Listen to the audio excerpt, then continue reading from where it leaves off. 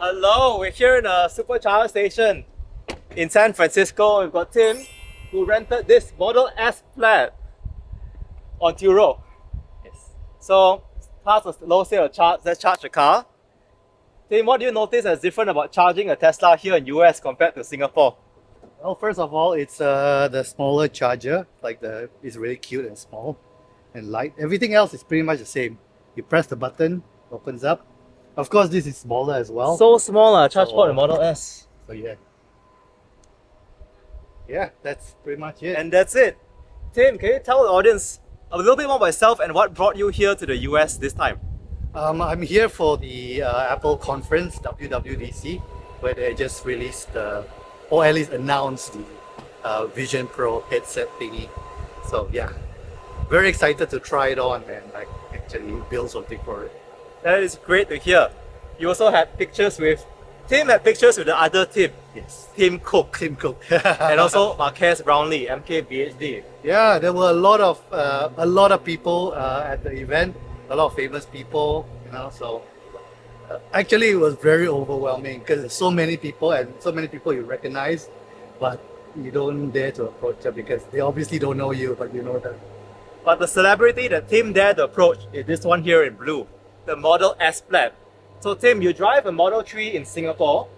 What's the biggest difference driving the Model S Plaid? I mean, it's a lot bigger, it's a lot faster, and of course, the main thing is the self-driving because in the US, we have not we, but they have full self-driving beta, which is very helpful for people like me, especially because we don't really know the roads that well. Actually, it helped quite a lot because like sometimes you're not used to driving on the wrong side of the road, and so the car actually helps, in that sense. So full self-driving is helpful. Talking about driving, Tim is not driving on a normal steering wheel in this car. Oh yeah. So, this car door, see, itself presents one. What is that? So this is the yoke steering. How is it so far? Some people say, is it easy to get used to or not? Some people say, Well- you cannot go back. I have mixed feelings about it. Even though I don't mind it and I think I can adapt, I still feel it's a bit strange in the sense that sometimes you try to grab the part that's missing, especially when you try to do like turns. But overall, it's pretty alright. I mean, I'm usually the kind to adapt pretty fast. So, but the thing I didn't like, and I don't think I can ever get used to, is the turn signals. Which is here. The turn signals, no, these two. Here. These two are so.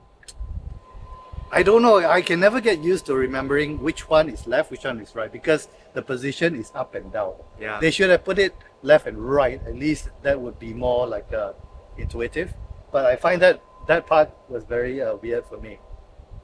Other than that, yeah, the FSD is quite easy. They have you just instead of instead of tick tick, you actually press it once, the button on the right, and it activates.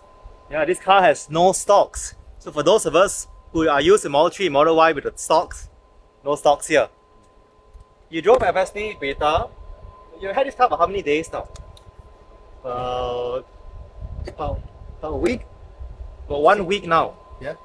How's FSD beta? I think it's great. I mean, I think it's going to be a big thing. Actually, it makes me feel like actually buying it, paying for it, like full price for it when I get back to Singapore, even though it's not functional yet in Singapore. But it's one of those things where I think it's currently as it is, it's working really well. And if I lived here in the US, I would definitely buy it because it's so useful, especially on long trips. Like I took a trip to like Monterey earlier on.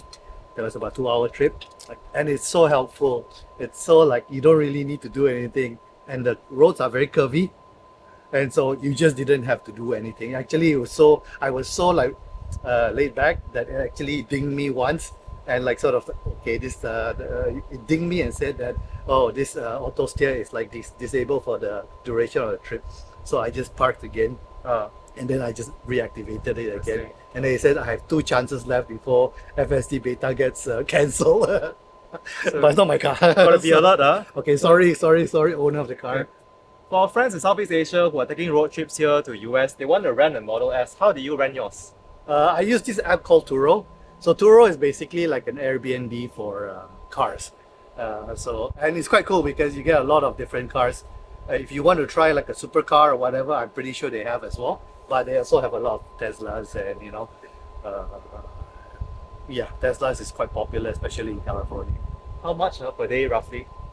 This one is about 100, 200 around there. So so I think it changes based on like the model, the year of the model, as well as the features. Like FSD, obviously, probably be better. You're used to driving a Model 3, so the Model S you can see is wider, more spacious in the back seats. It's more luxurious as well. Look at the leather. You can see some Apple swag there also. And it's like hatchback, right? So the trunk also has more space. Seems about the same. Same for you? I mean, it's full of stuff right now, but it feels a bit similar to the Model 3. It's not that much. Are you okay? We see the trunk, like how you use it. There's so many things inside. Exactly, if you want to see how you keep so many things inside. Yeah, I mean, space-wise, it doesn't look that much different from the Model 3. Maybe just a bit, but yeah, I think more or less the same. Not bad. So, Model S is a great car for storage as well. You can see Tim brought some filming equipment. So, any particular features you like about the car looks-wise compared to your Model 3?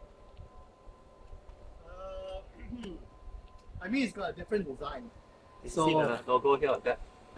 Yeah, it's got a different design. I mean, I do like the look of it because it's like a more sporty look. So, which is similar to the Model 3.